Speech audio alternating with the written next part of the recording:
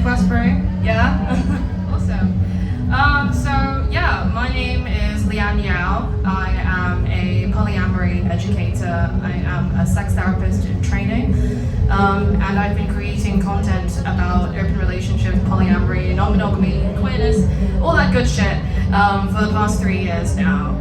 So basically, today I'm going to be talking to you about threesomes, about how to have a good, safe, fun, consensual threesome, because a lot of people want threesomes, but not many people know how to do them respectfully, and so this is why this talk exists. So according to a study in 2020, threesomes are the world's most common sexual fantasy. Apparently 97% of men and 87% of women have fantasized about threesomes, which means probably most of us in this room, although you're here, so this is probably an overrepresentation of that group. So I just kind of wanted to do a bit of a demographics check before I get started. I'd be happy to, kind of raise your hand for these questions. Who here identifies as non-monogamous? Any flavor of non-monogamous? Okay, most of you. Who identifies as monogamous? Yeah, welcome. Who is curious about a threesome but has not tried one? Has not had one? Okay. And who has? Be brave. Yeah. Also. Okay. Cool. That's a good spread of people. Thank you very much.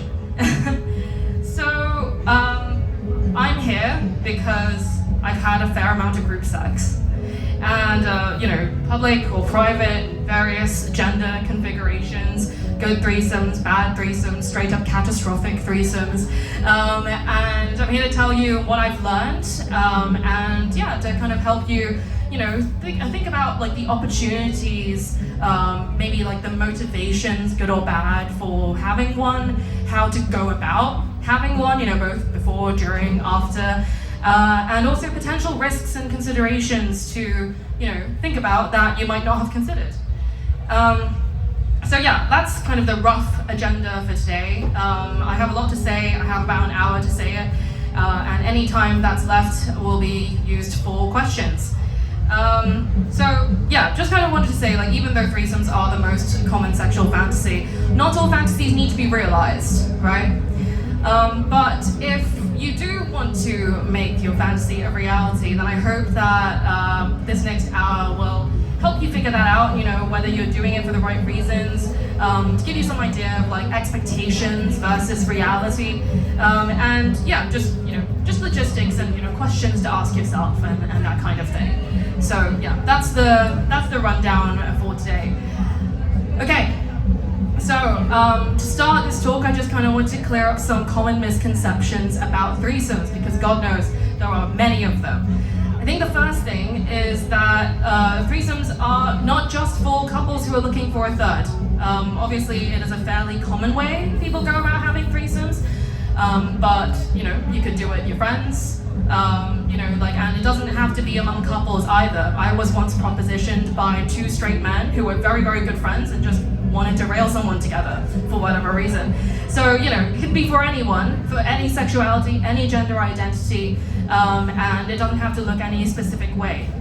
Has anyone seen the film Challengers? It was a very sexy summer hit, highly recommended. And they talk a little bit about threesome dynamics in that one, but anyway, we'll get into that. But So another misconception about threesomes is that it's the easiest way to get into non-monogamy and open relationships. And it makes sense, right? You want to open up the relationship, you want to have a teammate with you to, explore it together. But a lot of people don't consider that it's one thing to be okay with your partner dating other people, having sex with other people, and it's quite another thing to actually see them in action with someone else, right? When you have a threesome, you need to be prepared for your partner making new noises and faces that you might not have ever seen before. Maybe they're trying things that they didn't necessarily do with you, maybe because they couldn't, or perhaps, that's kind of how your relationship has worked out.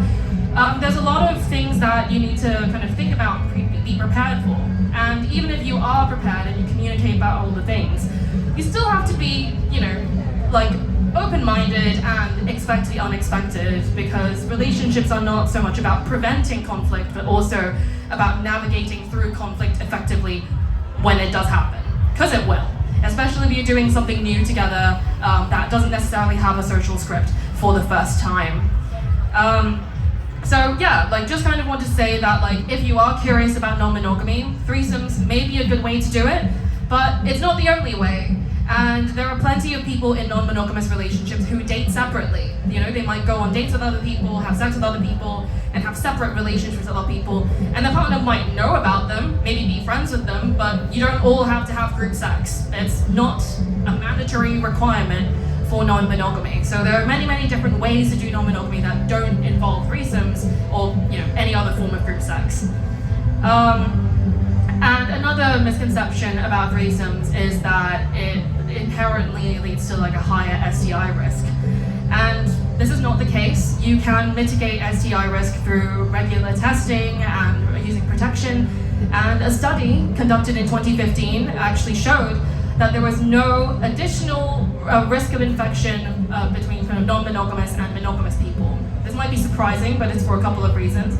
Firstly, people who are non-monogamous are obviously very open about being non-monogamous, so they're much more likely to be open about the fact that they have multiple partners. They're open about testing. You know, they're more likely to use precautions, and you know, just they're like honest communicators because you know the idea of like sex with multiple people is not taboo. So that's one reason non-monogamous people tend to be more sexually responsible. And also in monogamous relationships, unfortunately, a lot of monogamous people cheat, and when they do cheat, they don't tend to use protection. Apparently, I think it was the 25% more likely to not use protection. So that's a couple of reasons why it kind of balances out in that way. And so monogamous people and non-monogamous people equal risk of STI infection. So that's kind of something really important to clear up. Another misconception about threesomes is that it will save your relationship. It will not. It might introduce some novelty, some excitement, some variety, might spice things up, and that's great, right? You know, like I think that in long-term relationships, especially long-term monogamous relationships, sometimes, you know, like it may be a struggle to get that kind of passion and desire kind of continuing long-term, and a threesome might be a good way to, you know, shake things up and try something new. But if you have poor communication skills, if you're bad at setting boundaries, if you can't, you know, advocate for yourself appropriately, a threesome's not going to fix that. You know, just like how some couples think that having a baby will fix all their relationship problems, bringing in a third person is also not going to fix that. So stop bringing people into your mess. It makes the mess bigger, it does not fix the mess. Okay. So speaking of motivations, right, because I just touched on one there, a poor motivation for having a threesome is to save a failing relationship. So let's get into kind of some other reasons or motivations for having a threesome. Okay, so one I mentioned before, excitement, variety, novelty.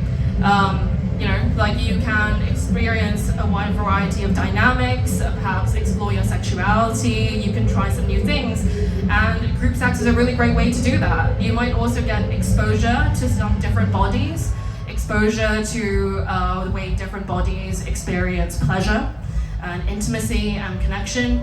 You might witness other dynamics at play, say if you're a single person who's having a threesome with an established couple. And yeah, like you might be able to explore your sexuality. Like I myself, like my first threesome was kind of my journey into realizing that I identified bisexual. And you know, like this is not how every bisexual person discovers their sexuality, obviously, but for me at the time, I was terrified of sleeping with women. I wanted my partner with me to, you know, show me how it's done, I guess, and that was kind of how I got into it. And yeah, so that was my journey, and obviously had, you know, kind of various other kind of experiences since then. So yeah, and that kind of touches on something as well. Like some people might use a threesome to explore their queerness amidst familiarity, particularly if you're attracted to multiple genders. And if you're just having a new experience together, it might be nice to do it with a partner or a friend. It doesn't have to be a partner. So yeah, like it can be a really great opportunity for self-exploration and self-discovery. And you can learn a lot about yourself, about the people that you're with, about connection, about your desires, about dynamics that you're into, about your kinks. There's a lot to discover. That's all very, very positive. Now, there are some not so good reasons to have a threesome. One of them is because your partner wants it, and you don't. Unfortunately, especially for women and people who are socialized, femme, like being kind of coerced or pressured to a threesome, or being like feeling like you owe your partner a threesome is a very kind of common feeling. And just like with regular sex, you know what I mean. You don't have to do anything that you don't want to. So if your partner is pressuring you, coercing you, trying to make you feel guilty for not fulfilling this fantasy, you don't have to do it. And they're an asshole. You should dump their ass. That's a PSA right there. Another thing is, like I said, to save the relationship, but also to test the relationship. Like, I've definitely had kind of threesome proposals from people who were clearly not actually into it, but just kind of wanting to do it to see whether their partner would actually take that leap so they can manipulate them for it later, which is fucked up. So don't do that either.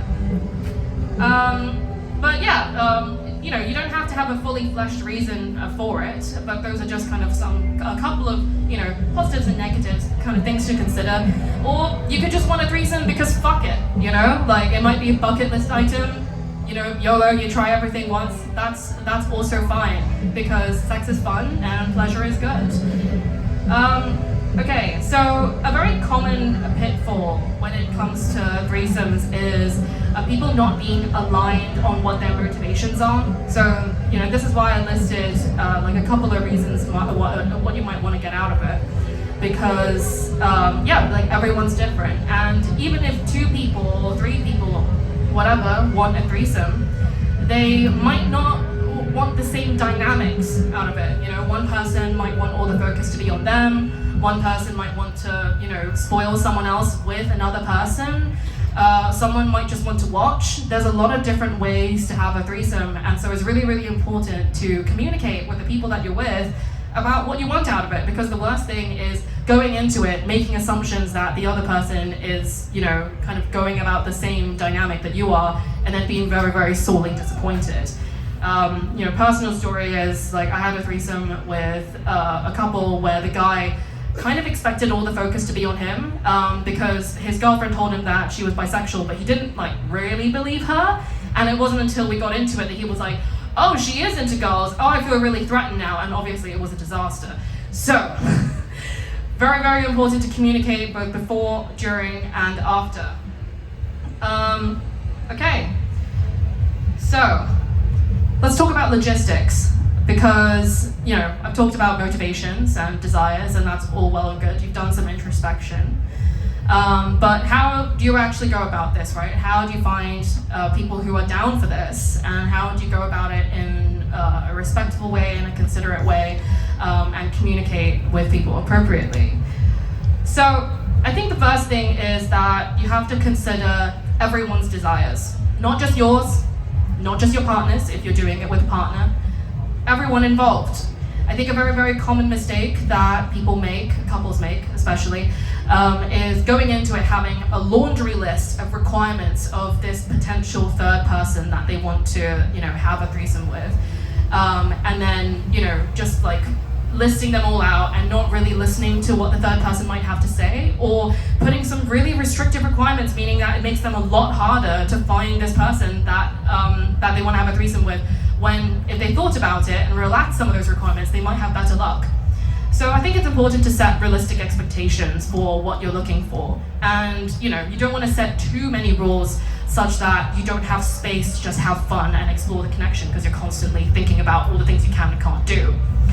Obviously, your boundaries are important, your needs are important. I'm not saying or advocating for you to just completely erase all your boundaries and things like that. But it's important to have a little flexibility and remain open-minded. And if you have a boundary about something that you're not okay with, to really question why that is.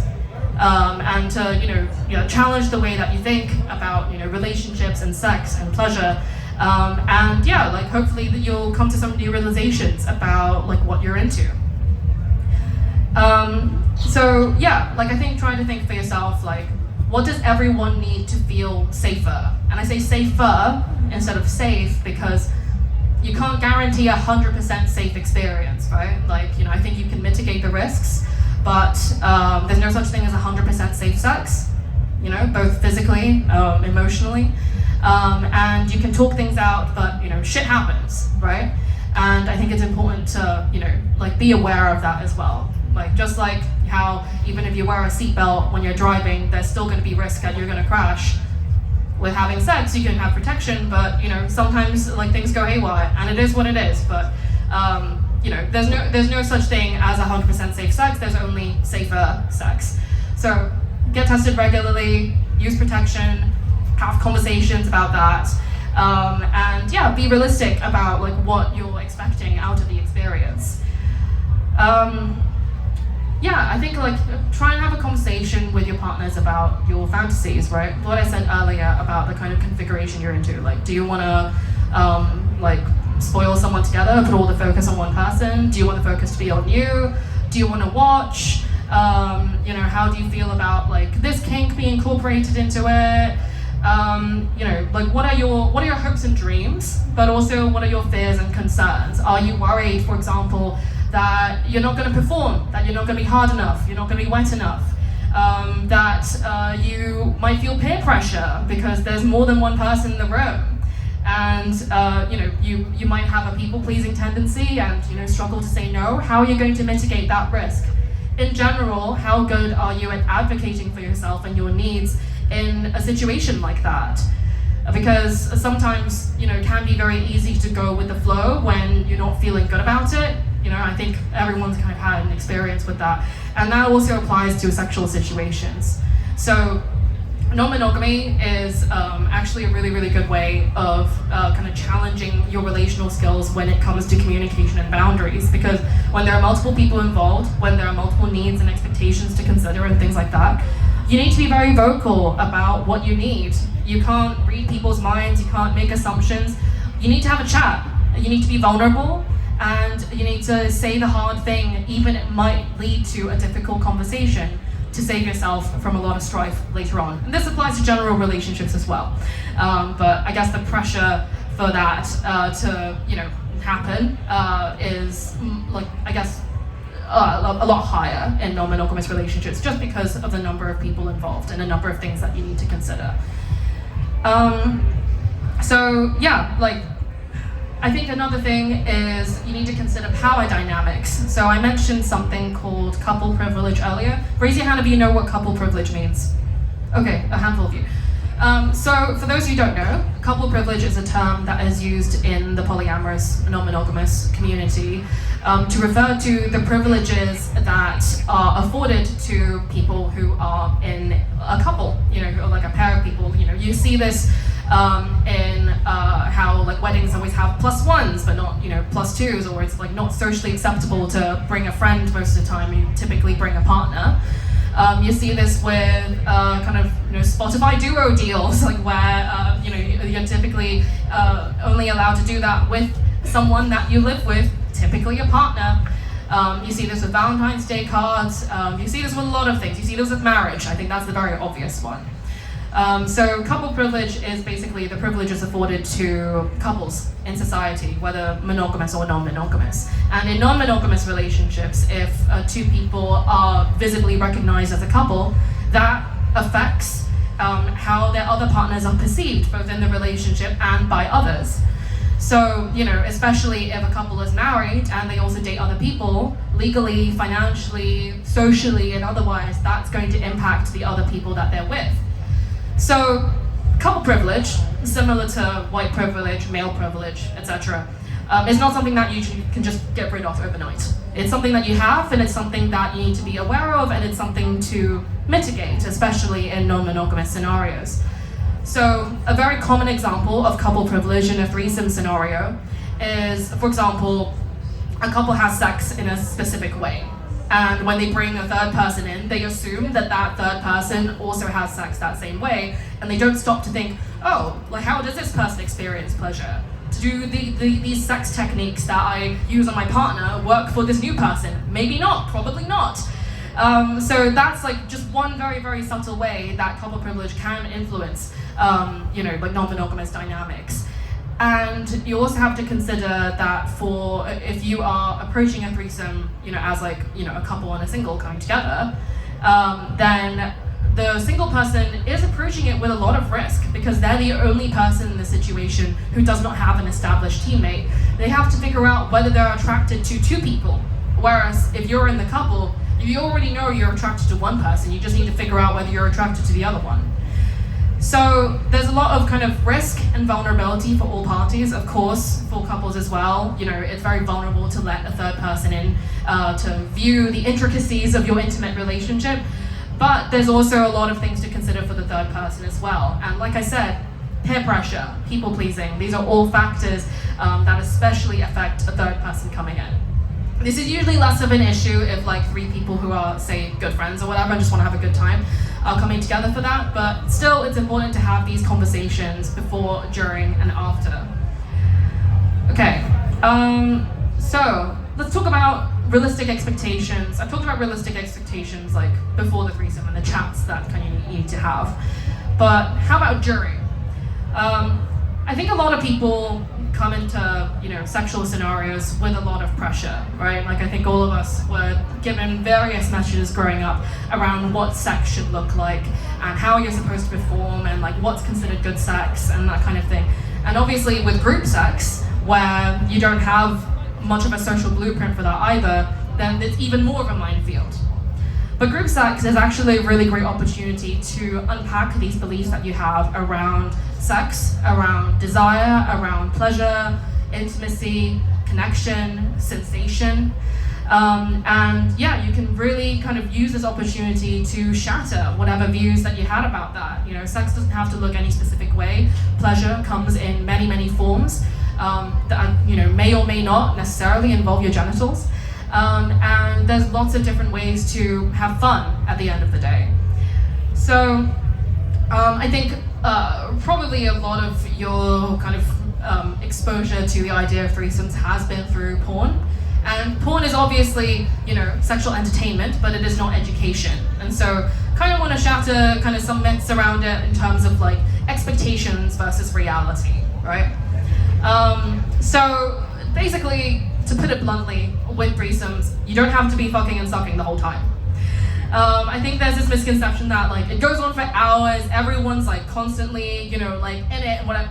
In reality, it's not like that. Sometimes it can be, and that's obviously hot, but a lot of the time, there's a lot of free flow. You're allowed to take breaks, you're allowed to like sit back if you're overheating, that can happen a lot. You can stop and you change up the dynamic. Someone might feel uncomfortable, you might take a pause to talk about that before continuing. My first threesome, I was with my partner and a female friend of his, and during the threesome, he left to make us a cup of tea because he was like, I'm really overheating, I need to go and make a cup of tea. What do you guys think? We were like, great, we'll continue, you can come back later.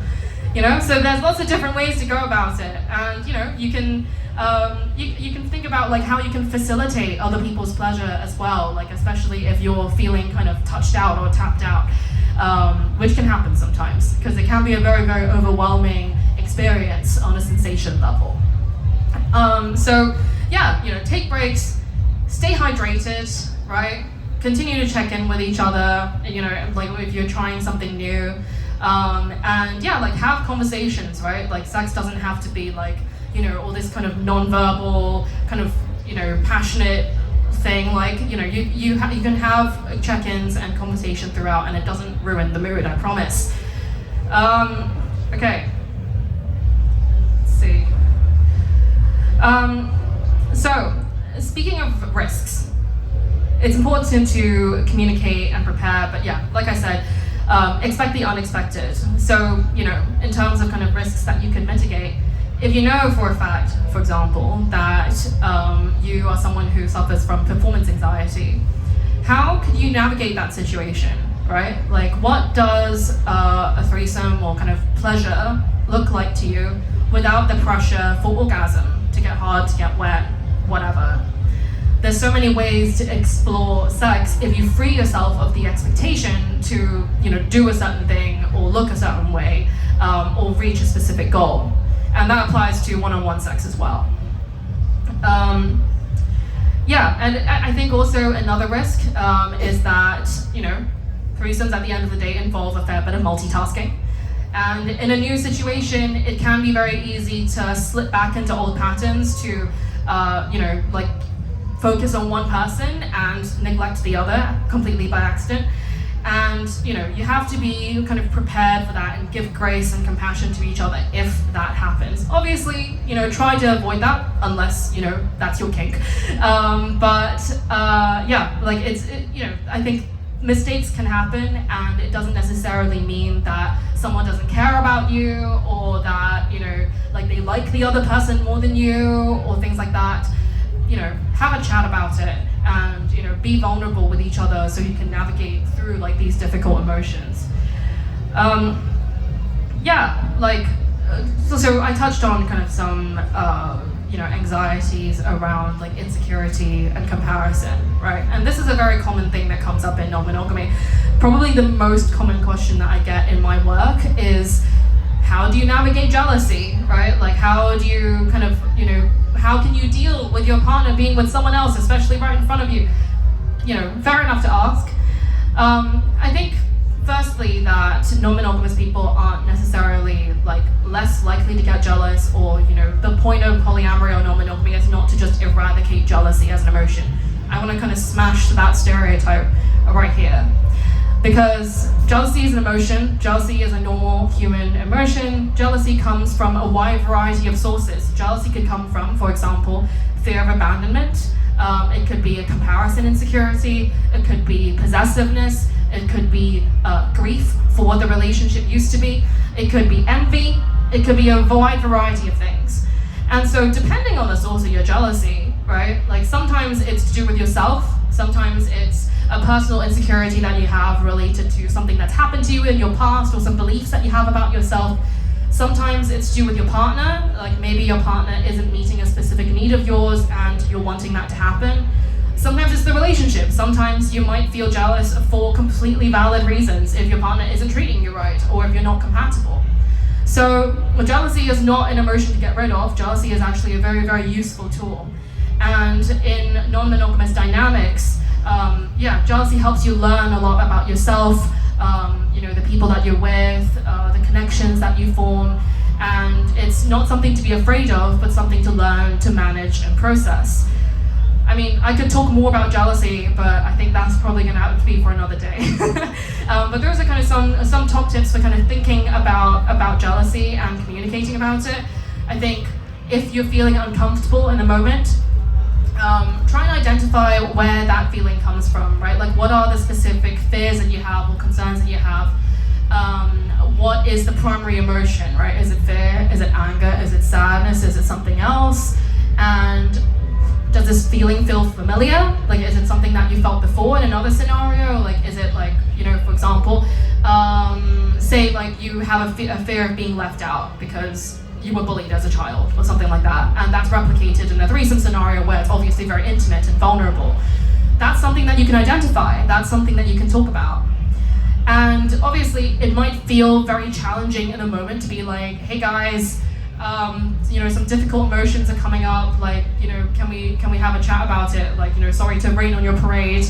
But if you're engaging with people who are considerate and caring and respectful, then, they will absolutely stop to support you. And it's important to articulate your needs so that the people that you're with know how to support you, because they can't read your mind and everyone is different. So it's really important to be vulnerable. I think I keep repeating that over and over again. Vulnerability is really, really key to this and navigating through difficult emotions and conflict.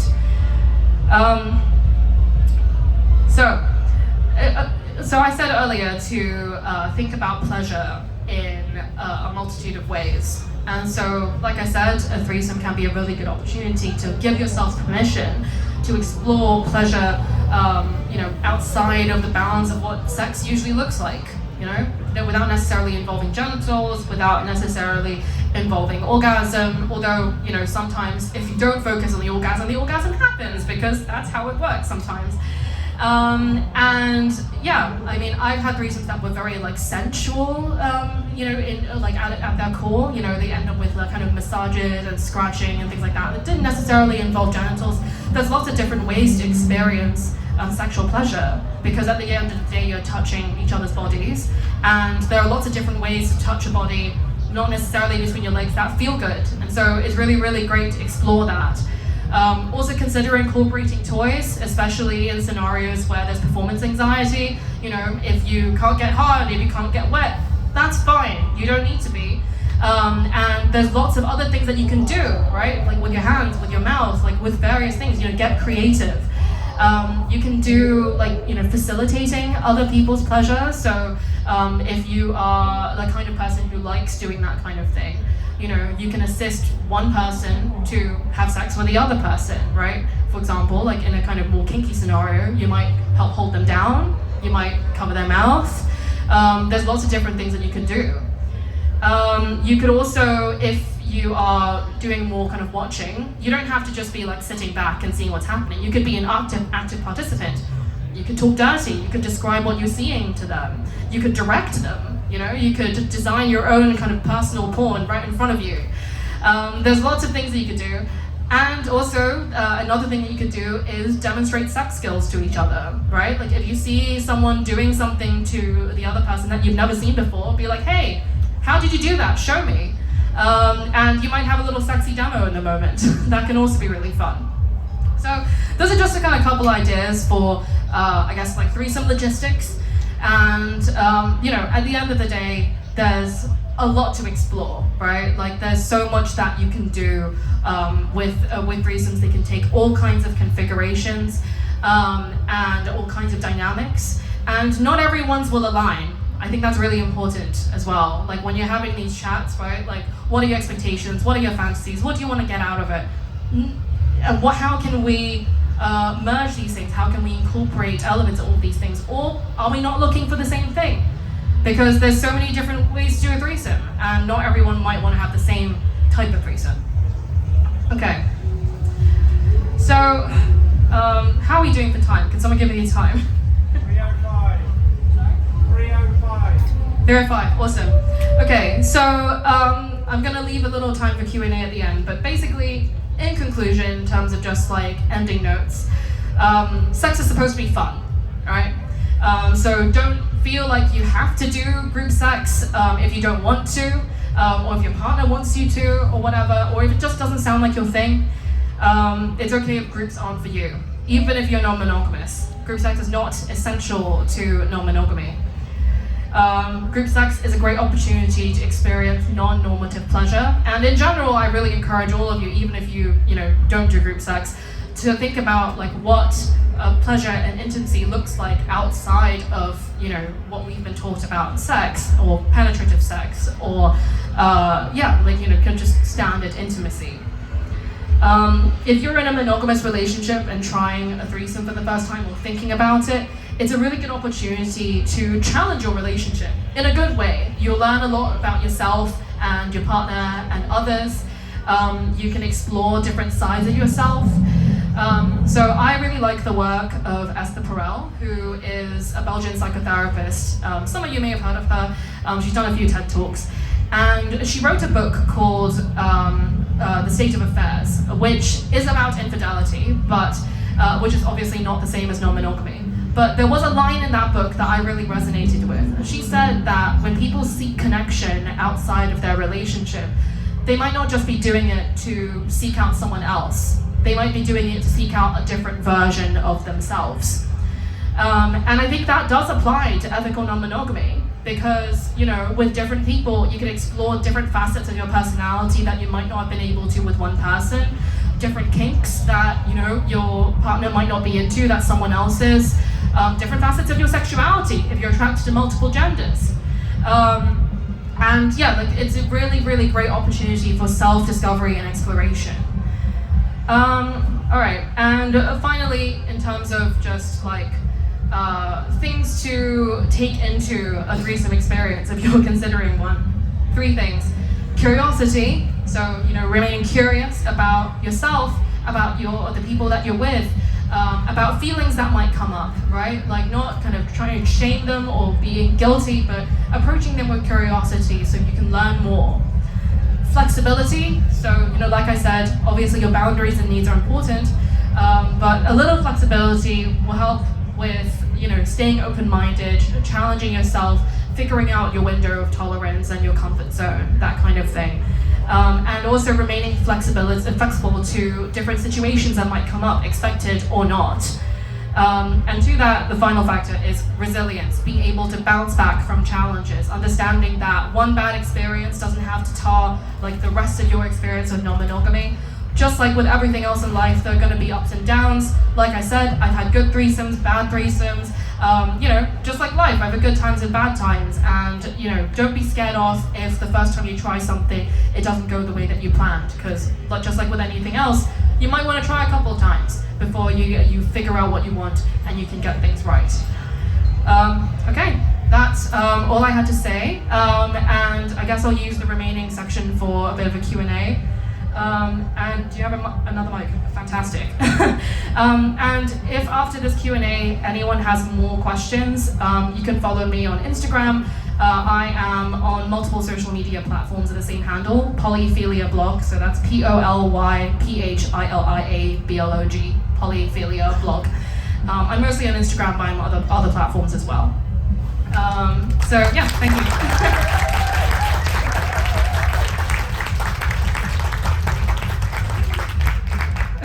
So, sorry, what's your name?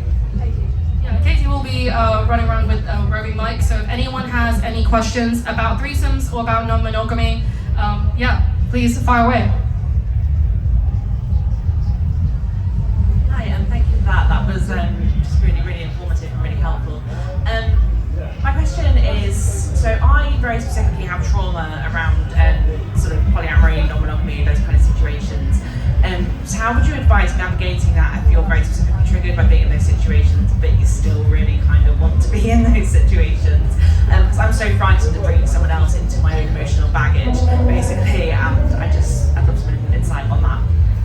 Yeah, I think firstly, from what I know of trauma, I'm a therapist in training, but I'm not yet a therapist. From what I know, trauma is about pattern recognition, right? The brain is very good at recognizing patterns, and when a vaguely familiar scenario happens, confirmation bias will latch onto that thing and be like, oh, this is very similar to the previous thing I experienced, and body has various kind of defense mechanisms to protect itself. So I think kind of with that in mind, right, your body's trying to protect you, but also we come into these experiences with a lot of baggage around mononormativity in general, and particularly for people from kind of marginalized groups, or just kind of non-normative people in general. It can be very easy to kind of tar an entire experience or an entire community based on experience you had with that, right? So a lot of people have negative experiences in other aspects of their lives, and they might not necessarily attach it to a specific thing that they did, or they might, right? But I think firstly just kind of acknowledging that, kind of might be part of the struggle, because you've mentioned you have a desire for non-monogamy, but have trauma around it, and so, kind of those two parts are kind of battling each other. I think, exposing yourself to kind of, representations of non-monogamy in the media, and I accept there are not many, and kind of following creators online who showcase what healthy polyamorous relationships look like, and when you're feeling activated, trying to identify what is the pattern that your body is recognizing, right? Yes, it might be non-monogamy generally, but what specifically about it? Because sometimes you might be triggered because something genuinely bad is happening, and sometimes it might just be, oh, it feels vaguely familiar, right? But it's not an overnight thing, right? And I'm sorry that you've experienced trauma from it, but it's important to not tar the whole experience, especially if you know that healthy non-monogamy can happen, and it can happen for you as well. you so much. Someone back there? Oh, sorry. Hello, thank you.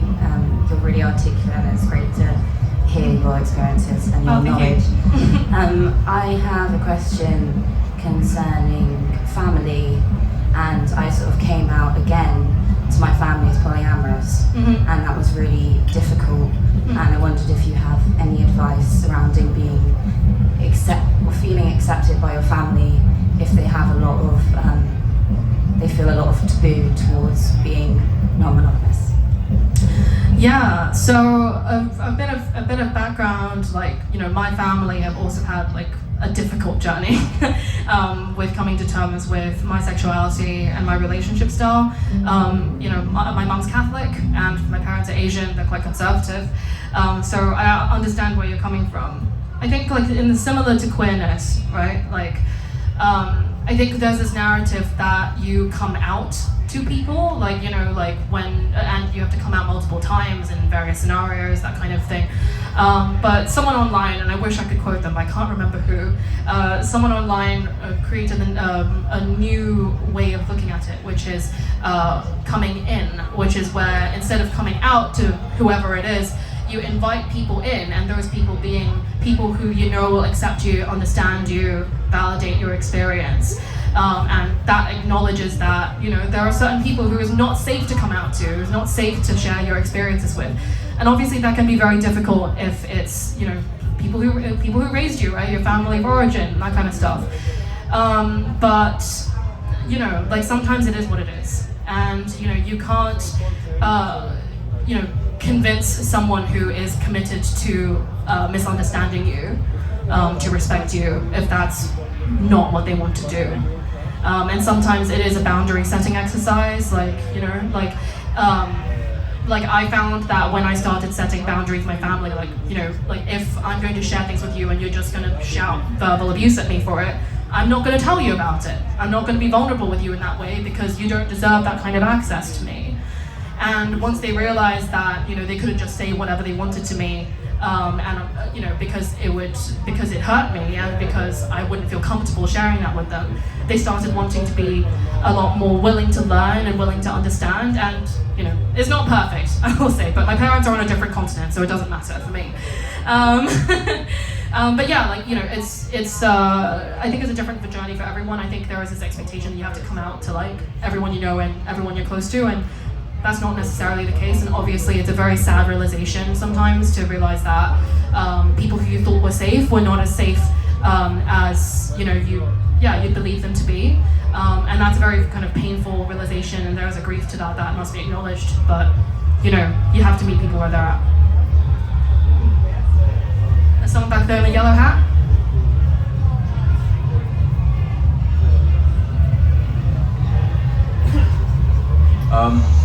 It's not entirely related to polyamory, but I noticed you mentioned porn a few times. I was wondering what your opinion on pornography was. Yeah, that's a great question. So pornography is sexual entertainment, you know, not education. And yeah, I mean, like, it's funny because literally earlier this month I was in Barcelona on a porn set. So I'm not a sex worker, but I was invited by the feminist porn director Erica Lust to basically see like a porn set behind the scenes. And, you know, like, sex work is very similar to acting at the end of the day. So, you know, like, I'm very pro-sex work. I think pornography needs to be accompanied with sex education. So in the same way that, you know, you watch Fast and Furious, understanding that it's not a driving manual and that it is entertainment about driving, you can watch porn and be like, that is sexual entertainment and not meant to replicate actual sex. I think porn can be a really great way to explore fantasies, but it is a performance. So I think, you know, I think porn is perfectly fine as long as you keep that in mind. Hi, sorry, it's not actually a question, but that just reminded me of an interview that I listened to recently on a podcast called Unexpected Fluids.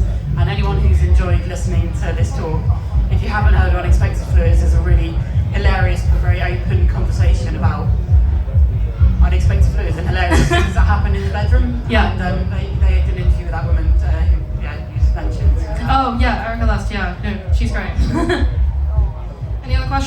so in front here, the lovely bisexual tea.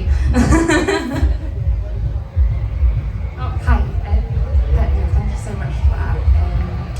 I guess my question is, you mentioned a couple of books when you were speaking. I've read things like Ethical Slut, Polysecure. I just wondered if you have any other recommendations that, if you've read it personally or you've heard about that in the chat. Okay, so kind of book recommendations on non-monogamy in general? Yeah, just like polyamory, kind of anything. Yeah. So there was a book that came out, I believe, last year that I quite enjoyed. It was quite short and sweet. It's The Anxious Person's Guide to Non-monogamy by Lola Phoenix, who, like me, is agender and autistic. I really enjoyed what they had to say about non-monogamy. I think they provided a very nuanced perspective, especially on the more kind of difficult aspects of non-monogamy that I don't see in a lot of other places. The Multi-Amory podcast is really good, and they've also released a book, also titled Multi-Amory. So yeah, that was a really good one. And let me think. Honestly, like, even though her work isn't necessarily geared towards non-monogamy, I think Esther Perel's work is really excellent. Her book Mating in Captivity explores how passion can be sustained in long-term relationships, which is obviously something that a fair amount of people struggle with. And she also has a book called The State of Affairs, which is about infidelity and the nuances of infidelity and how it is in a black and white situation. And broadly, there's other books on kind of like exploring sexuality and pleasure in general. Most recently, Feel It All by Casey Tanner came out. She runs Queer Sex Therapy on Instagram. And I thought it was a really good book on like redefining sex and intimacy and redefining your relationship to pleasure. So yeah, that's one I would recommend. Those are off the top of my head. I'm sure there are many other good ones as well. Yeah, there's someone in front here. Thank you so much for doing all that, by the way. Hi, thank you so much for this. I've been following you on Instagram for a few years, and it's lovely to meet you in person. Oh, nice to meet you too. I have a question. What would you recommend when you would like to have more group sex, but you live in a fairly small city that field is absolutely dead, and the only sex parties available are like the heteronormative swingers clubs that are not really your vibe? How do you deal with that? Yeah, I mean, like, that's rough. And yeah, like I definitely, like I do a lot of like peer support coaching type stuff online, and I speak to a lot of people who feel like isolated, like living in rural areas. And yeah, obviously that kind of limits the amount of exploration that you can do, right? But there's a lot of like things that you can do like online, in terms of exploring fantasies, like reading fiction, watching porn, that kind of stuff. And I think just being like immersed like in the community that you can find online and just talking about those experiences, will help you feel kind of more connected to it, even if you can't necessarily practice it do it in practice as regularly as other people do. But this is why I'm an online creator, because I think the internet's a really great place for people to connect in ways that they couldn't otherwise. Thank you for following me as well.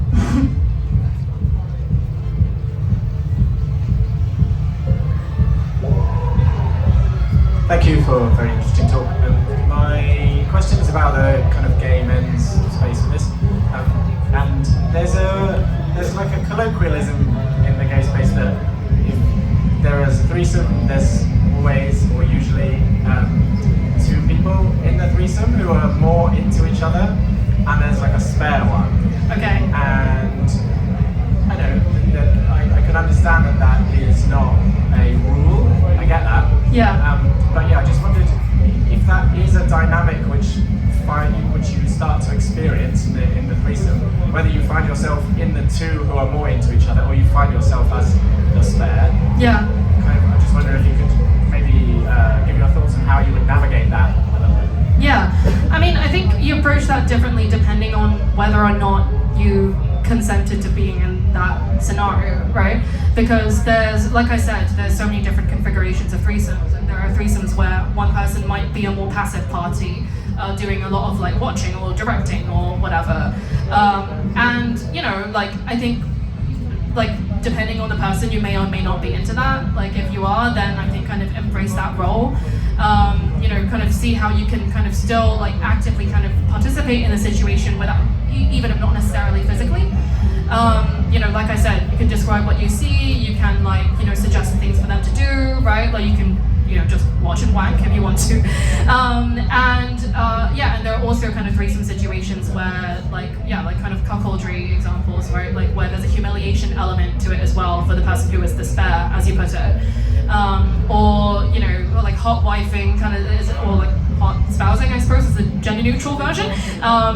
Like where you just simply like to facilitate your partner's pleasure. Like I once had a foursome with my partner who was male and a couple who were like male-female, where the guy in the other couple purported to be straight, but he was so into his facilitating his female partner's pleasure that he went down on my partner to get him hard enough to fuck her.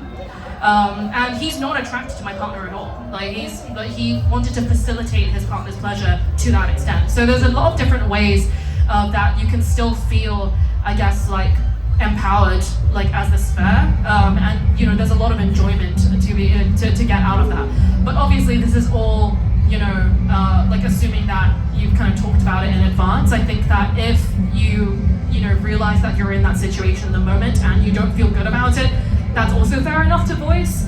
And it doesn't have to be like a stop everything, I'm feeling awful. You know, it could just be like, hey, let's try this instead, or like, hey, can I do this, right? Like, so, you know, there's kind of very organic and fluid ways to kind of integrate yourself back into the dynamic. That's, I hope that answers your question. One more question then? Yeah. Hi Leanne, thank you for your talk. And apologies if you covered this already because I arrived a little bit late, but I feel like a lot of mainstream threesome advice is quite heteronormative in terms of couples where there's a man and a woman, like even if they're not necessarily straight. And I just wondered off the back of that if you had any advice for couples where one or both partners are bisexual about bringing another man into the room and what that can be like. Sorry, like one or both parties are bisexual and bringing a man into the room rather than a woman, which is what people talk about typically in mainstream. Oh, yeah, absolutely. Yeah, you're right. Like there definitely is like a misconception, or I guess like a stereotype that a threesome involves like one man and two women. And I think like part of that is patriarchy, because you know, like men have traditionally been the ones who have more license to be non-monogamous, ethically or not. Whereas women's sexuality has typically been like repressed, erased, you know, through history, controlled, etc. And so, you know, in a non-monogamous scenario, like, you know, even though like the community is like, you know, largely kind of more queer friendly, there is still like very much like a stereotype that like men are the more kind of sexually promiscuous ones or the sexually aggressive ones, and they're the ones who kind of have more partners. It's very interesting, like existing as a polyamorous person online, when people kind of see me like with multiple partners, or they see my partner with myself and his other partner, and kind of how differently they perceive us because of that. I could talk about like the themes of kind of polyamory and masculinity all day, but for the purposes of your question, I think you know, obviously men grow up with a lot of messaging around what it means to be a man, and in some ways my hot take is that it's actually a lot more difficult for men to be non-monogamous than women. Like I said, men have traditionally had more license to be non-monogamous, but because of the way that women's sexuality has been controlled, there is an expectation placed on men that they need to control their women, and that if your woman like has a sexuality like outside of what you're able to provide her or whatever, that makes you less of a man. And that can be something very, very difficult for a lot of men to contend with, additional to like a lot of kind of shaming and, you know, kind of misogyny, frankly, that is placed on men for being non-monogamous. There's a whole thing around like, oh, you're like a beta male cuck and that kind of stuff. There's a lot of hatred directed towards men and masculine people because of that. So I think with all of that in mind, you know, before going into that situation, I think about just what messaging around that masculinity you and your partner might have been given growing up, and how that might affect your experience. Or